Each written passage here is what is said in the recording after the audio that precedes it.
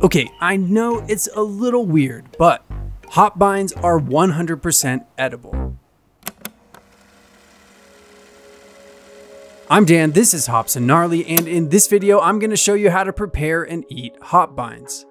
If you're growing hops at home, there are a few reasons you might have some extra hop binds sitting around.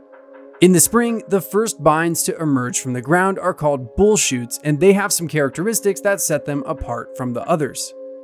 The most obvious thing is they tend to have some patches of this kind of reddish color. That's not always the case, but when you see it, you know they're bullshoots.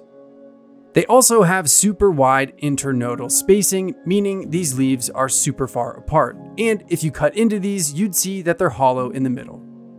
A lot of new hop growers see this new growth and immediately start training them to climb, but trust me, a little patience will pay off. Remember, hops send these binds up because they need energy from the sun, and when they detect that the days are getting shorter, they start producing hops. The days start getting shorter on what's called the summer solstice. Find out when that day is and count 10 weeks back. If you live in the northern hemisphere, that should fall somewhere in the middle of April. On that day, we're going to trim every single bind off of all the plants.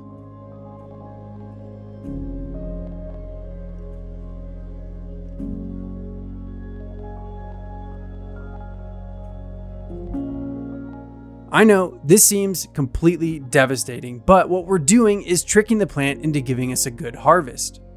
All of these binds are either going in the compost or you can eat them.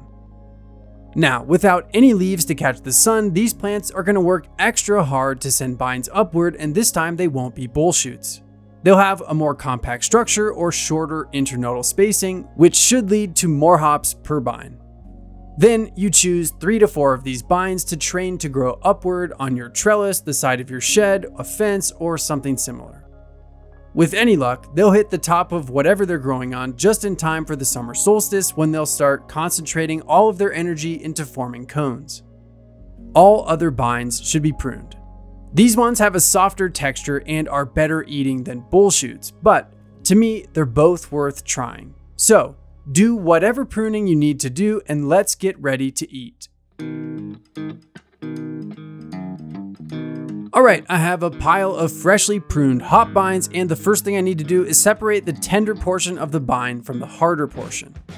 To do that, just simply try to snap off the shoot at each node. If it resists, move closer to the tip and try again. Now I have a tender piece and a harder piece, and I'm making 2 separate piles. Again, I'll try to snap it off and I get some resistance, so I'll just move closer up to the tip and try again.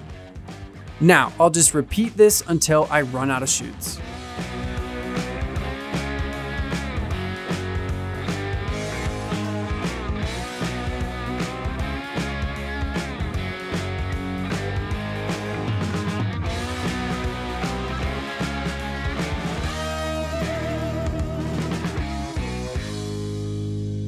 Cool, so this whole pile is good for eating, but the most tender pieces are perfect for eating raw. You can eat them on their own, in a salad, on a sandwich, or basically anywhere that you'd use leafy greens. The flavor is fairly neutral and fresh, and they have a snappiness just like a fresh green bean. The rest of this pile will be perfect for pickled hop binds, and these are super easy to make. All we have to do is pop them into a jar, mix up some pickle brine. Here I'm using a store-bought spicy dill pickle mix. Dump that brine over the binds and tighten the lids. Of course, don't forget to label the jars with the date, and in about a week, your pickled hop binds will be ready to try. The longer you leave them in the jar, the softer they'll become, so if they're a little too firm, just wait another week or so and try them again. If you like jardinard, I think you'll really like pickled hop binds. They maintain the best parts of their snappy texture in the brine and pick up some bright and spicy pickle flavors. This is a super fun snack that I proudly serve alongside my homebrewed beer. Thanks for watching, and let me know what you think in the comments.